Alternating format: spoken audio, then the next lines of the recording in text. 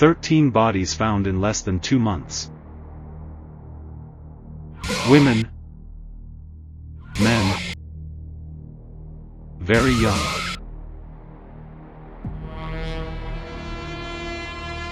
From the coast of Massachusetts to the mountains of New Hampshire. Is it just a tragic coincidence? Or is there really a serial killer active in the heart of New England?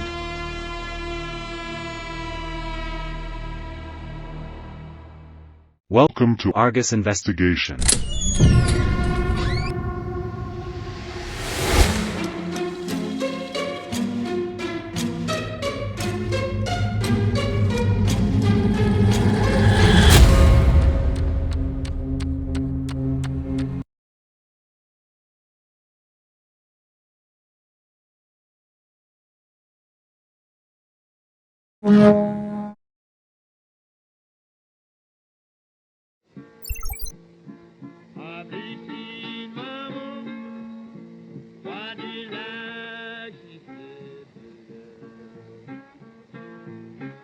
Between March 4 and May 17, 2025, 13 bodies were found in forests, parks, and peripheral areas across 3 U.S. states: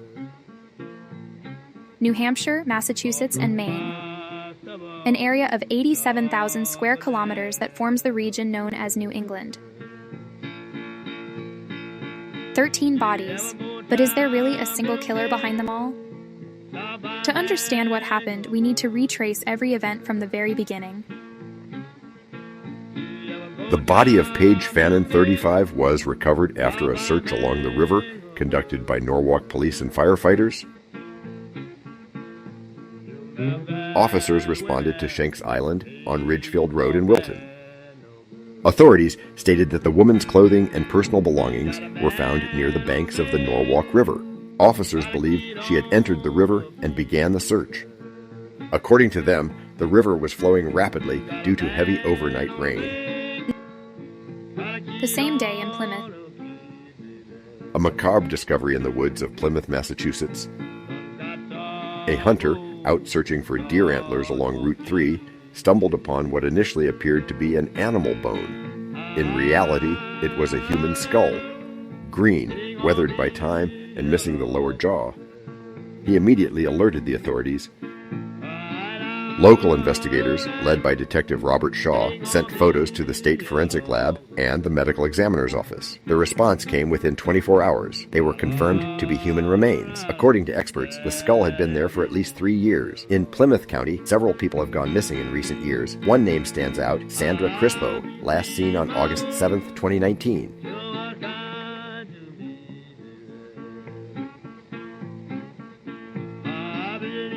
Detectives in the city of Groton are investigating a grisly discovery near a local cemetery. News 8's Tina Tell is here now live with the latest. Tina. Yeah, those remains were found just over there, just to the left of the entrance to this historic cemetery. City of Groton police say it was a 911 call reporting something suspicious near the Colonel Ledyard Cemetery on Mitchell Street, which led to the grisly discovery. Call. We were able to determine where the item was at, and during the initial investigation, we located human remains. Police say those remains were sent to the Office of the Connecticut Medical Examiner, which says results of their investigation are pending further study. Kind of shocking, This is a cemetery. I suppose if somebody dropped some human parts off, drop them off at a cemetery, I guess. I don't know. We have no idea what's going on with this. Phil Tuttle is a longtime sexton at the historic cemetery, which dates back to... The following day in New Haven, Connecticut, a body in an advanced state of decomposition was found near the 100 block of Rock Creek Road. The police issued a public notice through their official channel, asking residents to provide any useful information for identification. 5 days later, on March 25th, the identity was confirmed. It was Denise Leary, 59 years old. She had been reported missing 2 months earlier, in the same urban area. No visible evidence on the body allowed investigators to clearly determine the cause of death.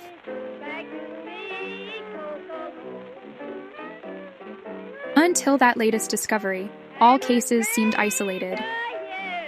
But then, on the very same day Denise's identity was confirmed, another body surfaced.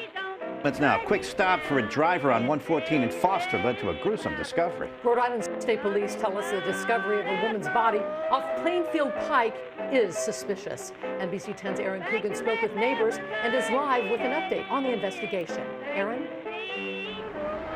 Yeah, well, neighbors living here along Route 14 say this pull-off spot where we're standing right now is a common place for drivers to stop and stretch their legs. So typically, folks in this area don't bat an eye when there's unfamiliar vehicles in the area. But now we know that police found those remains right here, feet away. It's a shame, you know. I hope they catch whoever did it. For Tom Slater, a lineup of police cruisers outside his home last night, followed by a visit from state detectives this morning, confirmed his worst suspicions. They just said that they found a suspicious trash bag. And being in the fire service, I kind of knew, you know, that, yeah, they found the body. Rhode Island State Police confirmed the remains of an unidentified woman located just a stone's throw from his home. I mean, it happened somewhere else, and they just, you know, wooded area to dump the body. The investigation started last night after officers say a Foster resident called in the suspicious discovery. The investigation continued well after sundown, with crews returning early this morning. Still no word on how long the remains have been abandoned there and what was actually recovered. Slater says now looking back, he wouldn't be surprised if they were there for a while. I know my dog's been acting strange when he comes out here, and he's always sniffing over towards that way. On March 31st, the police issued an official statement. The body found near the Scituate Reservoir has been identified as Michelle Romano, 56 years old, a resident of Warwick. She had been reported missing by a family member on August 18, 2024. The identification brought an end to a long search, closely followed by the digital community, particularly the public Facebook group Unsolved Rhode Island. Over 14,000 members, hundreds of posts, updates, and theories. Authorities referred to the case as involving suspicious circumstances, but released no further details about the cause of death. However, around the same time, a rumor began circulating on social media. A connection. A theory. New England serial killer. No confirmation, no denial. But once the theory was formulated, it began to move on its own.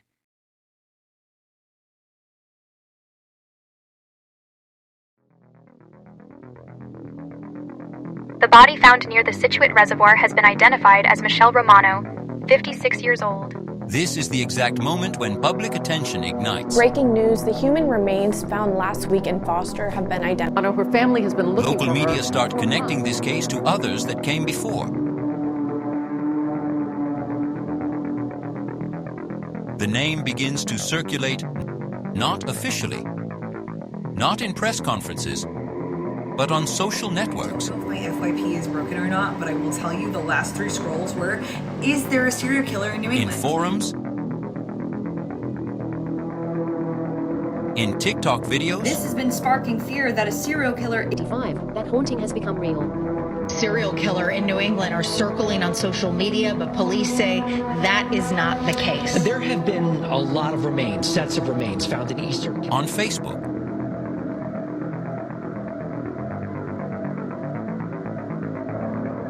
Every new discovery, even unrelated, gets thrown into the same media pot. And they don't go to the basement, which is where the body is later. And that's how the urban legend of the New England serial killer is born.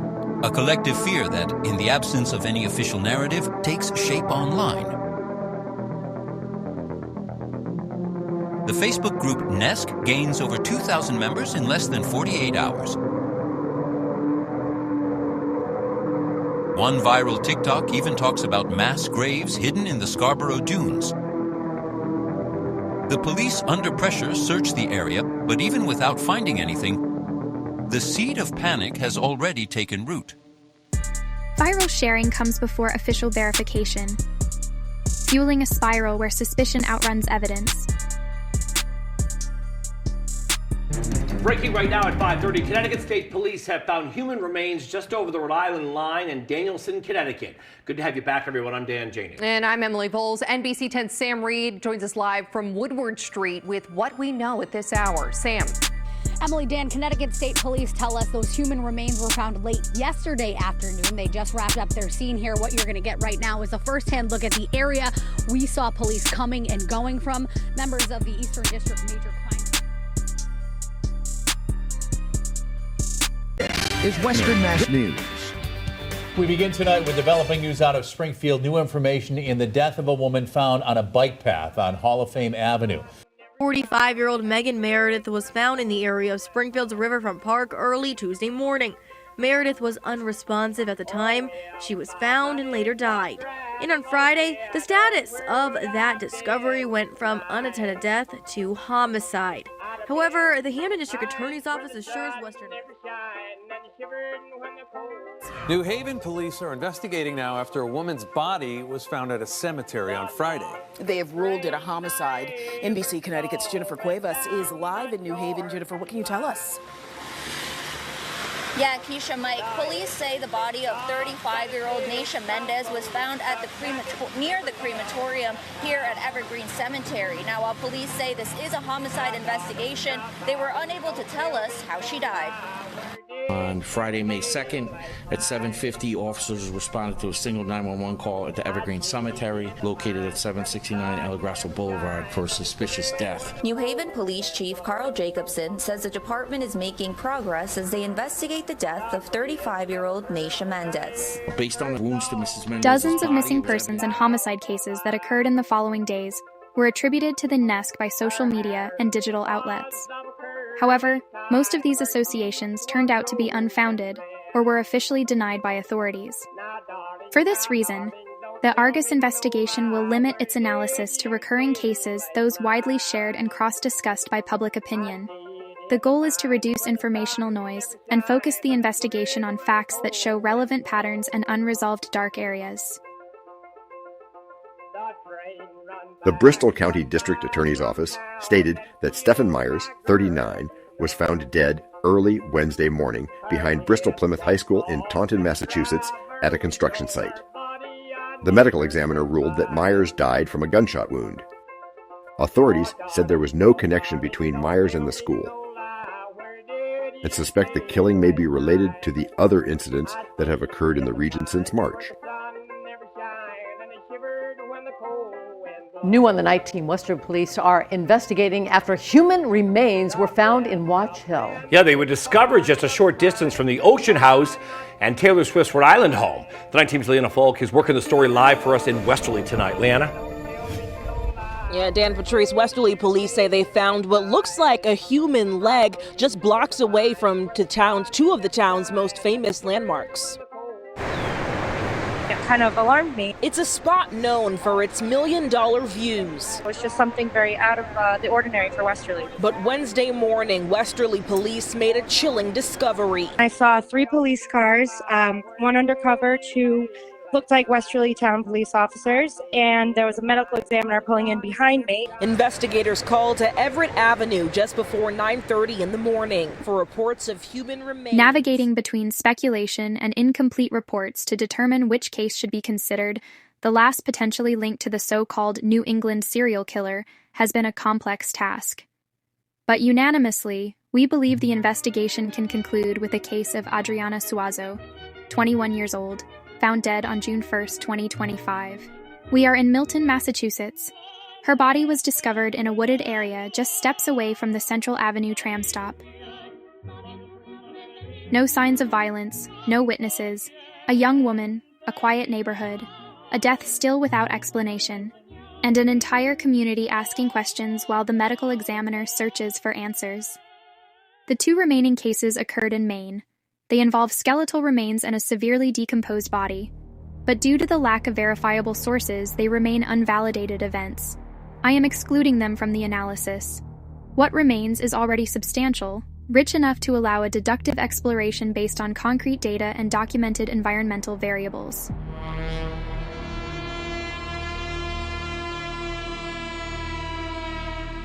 It's time to ask the question that keeps repeating on social media, in investigative forums, in the headlines.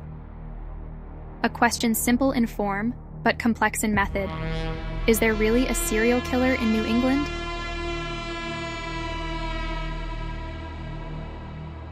We do not start with hypotheses, we start with facts.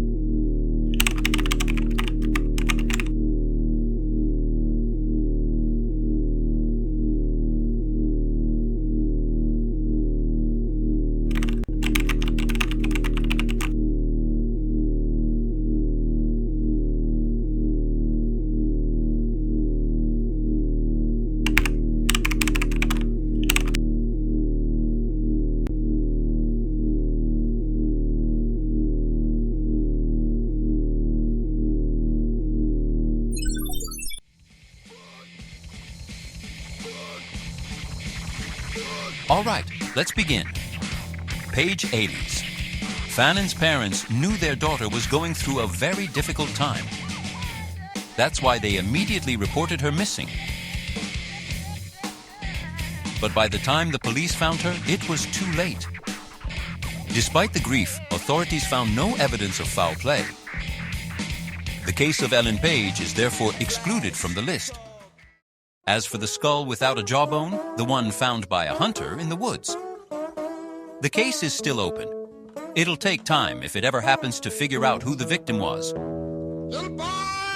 Unless there's a stroke of luck, identifying someone from part of a skull is like looking for a needle in a haystack, let alone identifying the killer.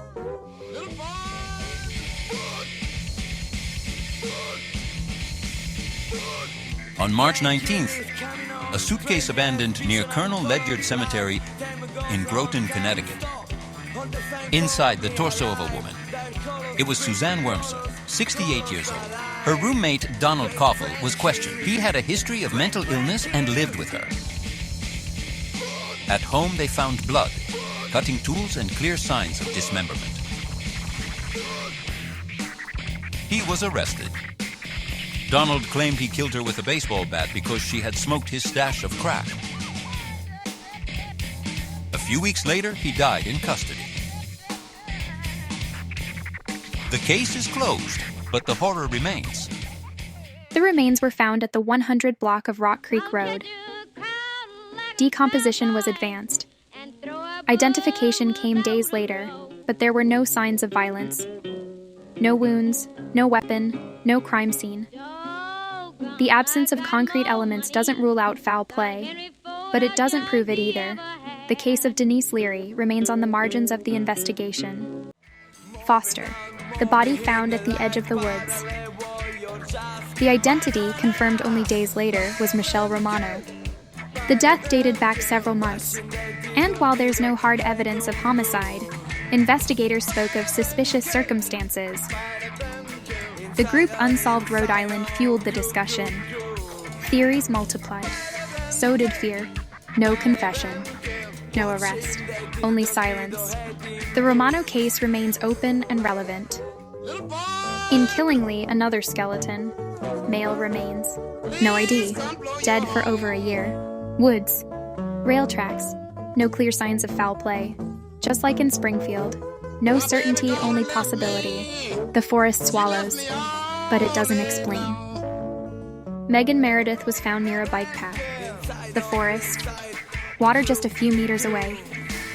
It looks like someone wanted to teach her a lesson, maybe too harsh. She died just hours later. No witnesses, no leads. But the location, the timing, the profile match other cases. And like the others, there's water, there's foot access.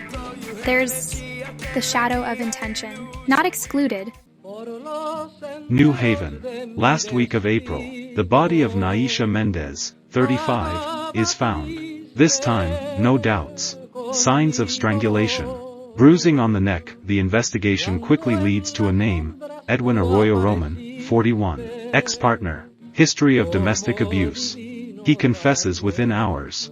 He is arrested. Case closed. Brutal, but excluded. May 15th. Westerly, Rhode Island. A human limb is found near Taylor Swift's mansion. The news explodes. Suspicions multiply. But there's no mystery, only reality.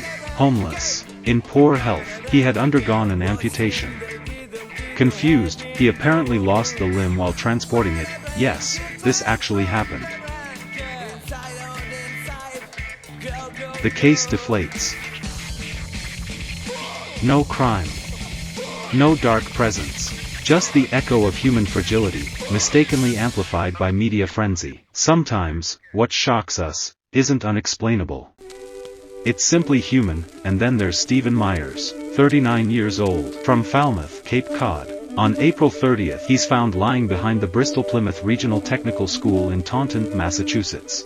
At a construction site. It's still dark when the patrol arrives. One shot, firearm, center mass, instant death. The first few hours are a blur, then things shift. 5 weeks later, David Jones, 39, is arrested. He knew Myers. They had unresolved issues. It's murder, but not serial. No pattern. No symbols. An execution, perhaps a settling of scores. June 1, 2025. Milton, Massachusetts. Adriana Suazo, 21 years old, is found lifeless near the Central Avenue Red Line stop. No signs of trauma. No witnesses. No explanation. The neighborhood is quiet. The area, residential. The autopsy has yet to provide clear answers. And that silence weighs heavily. Out there, someone may have struck again. The case of Adriana Suazo is included among the suspicious ones. 11 cases analyzed. 6 already excluded. 5 remain. And it's from these that we must begin.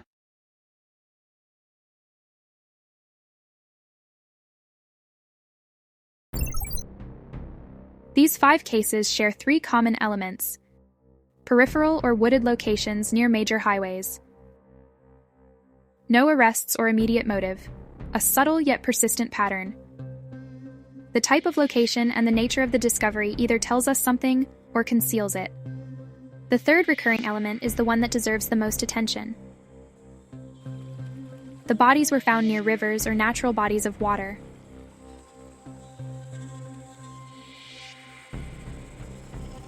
Though reachable via main roads, the actual discovery sites are only accessible by footpaths, deep within forests or natural areas.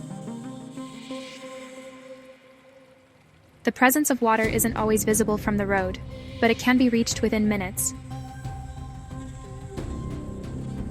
In documented serial killer cases, the choice of locations near water is not unusual. Water can hold symbolic or functional meaning. It may serve as a way to isolate the crime scene, or signal a territorial preference. If these murders were committed by a single individual, the presence of water is a distinctive trait worth investigating. The forest certainly delayed discovery, but the consistent presence of water near the bodies is no coincidence. It's not a detail to overlook. By eliminating the impossible, this lead remains one of the strongest and invites us to examine the territory through a different lens. In any case, water is a fixed element in environments that are otherwise shifting and hidden.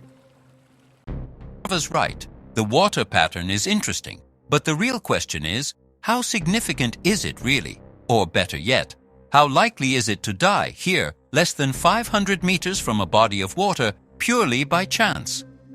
New England is one of the most water-dense regions in the United States. Eastern Massachusetts, Rhode Island, Connecticut, rivers, lakes, coastline, they're everywhere. In Massachusetts, over a quarter of the land is covered by water. Conservative estimates suggest that between 60% and 70% of the entire region lies within 500 meters of a natural or artificial body of water. So I helped Argus run the numbers. The polygon that encloses those 5 cases, it lands right in the heart of the wettest zone in New England.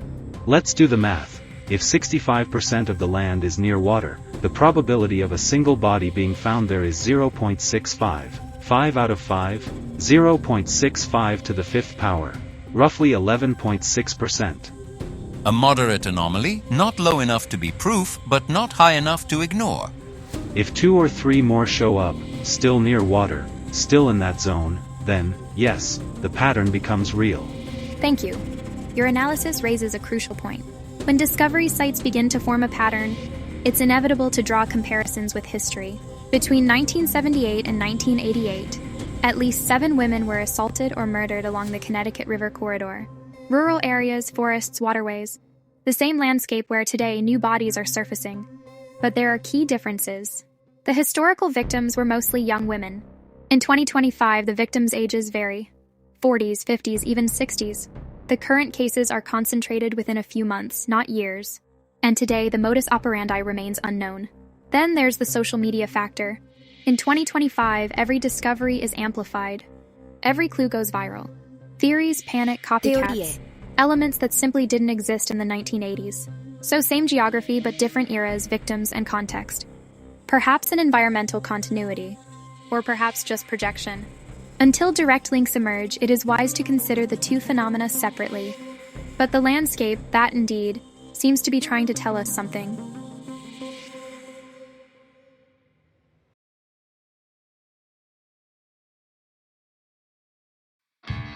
Fear sells. More than newspapers, more than weapons. And when bodies start showing up, the machine kicks into gear. By the second discovery, someone had already decided it's a serial killer, and they gave it a name, the monster of the woods. Once you name a ghost, it never goes away. I read those headlines, and every time I ask myself, what do we actually know? Because between knowing and believing, there's an abyss, and the media leap across it like it's just a puddle. I'll admit it, it feels like a movie. Fog in the woods, screams in the dark, an invisible killer. But when reality starts to look like horror fiction, maybe it's because someone decided that fear is easier to sell than truth. So the real question is, are we looking for a murderer? Or just a story we like too much? In New England, homicide rates are among the lowest in the United States. No spike. No anomalous trends. From 2018 to 2022, Connecticut, Massachusetts, Rhode Island, all stable. Vermont, Maine, New Hampshire, only minimal variations. There's been no rise in unidentified body discoveries. No surge in violent deaths. After weeks of investigation, reconstruction, and cross-analysis of the cases, ARGUS investigation can state the following. First, the 5 remaining cases were never truly connected. The perceived link was the result of collective psychosis, fueled by media and amplified by social networks. Second, there are shared patterns, yes, but not in the homicides themselves. The similarities lie in the locations, natural, isolated settings, near bodies of water. And in the lack of known suspects or motives. The third, in none of the 5 cases has a modus operandi been released. As a result, it is impossible to determine the real causes of death. Fourth, 2 of the 5 bodies are incomplete, reduced to skeletal remains. Their sex remains undetermined.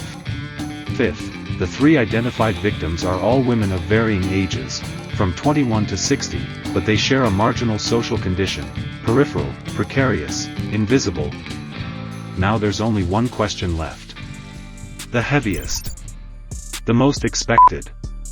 The most useless. If asked the wrong way. By serial killer we mean a single individual, with a plan, a signature, a ritual, then the answer is no.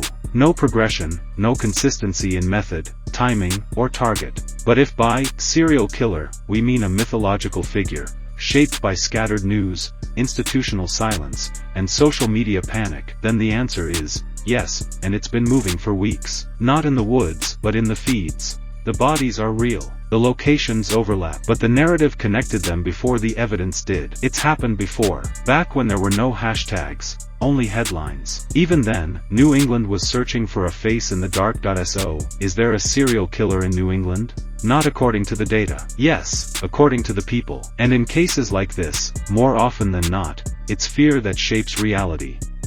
No, there isn't a serial killer in New England. But honestly, why would there be? Because 13 bodies were found over 3 months, scattered across 5,000 square kilometers? The serial killer is the boogeyman, the perfect scapegoat. He's scary, sure, but oddly comforting. He has a face, a logic, a name. But maybe what should scare us more is the opposite. That there isn't one monster, but 13 culprits. Many of them still out there, among us, because the odds of running into one serial killer are still lower than the odds of crossing paths with 13 murderers. Is there a serial killer in New England? It's a simple question. The answer isn't. The data shows 6 cases that align in setting, isolation, and timing. Water is a constant, forests a recurring backdrop, but there are no signatures. No repeated method, no forensic confirmations. What we do have is a sequence of discoveries, a possible pattern, but no certain connection.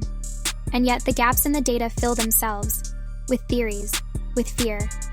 That's where the idea of a serial killer is born, not from the facts, but in the collective mind. If anyone out there thinks they've seen something, a missed detail, a hidden link, a real lead, this is the time to speak. Write to us. Comment. Let's discuss it. The truth isn't built alone. It's a collective investigation. Because sometimes an outside observation, a question from someone on the outside, can shift the entire course of an inquiry. So no, it's not just a question, it's your question. Is there a serial killer in New England, or is there something worse?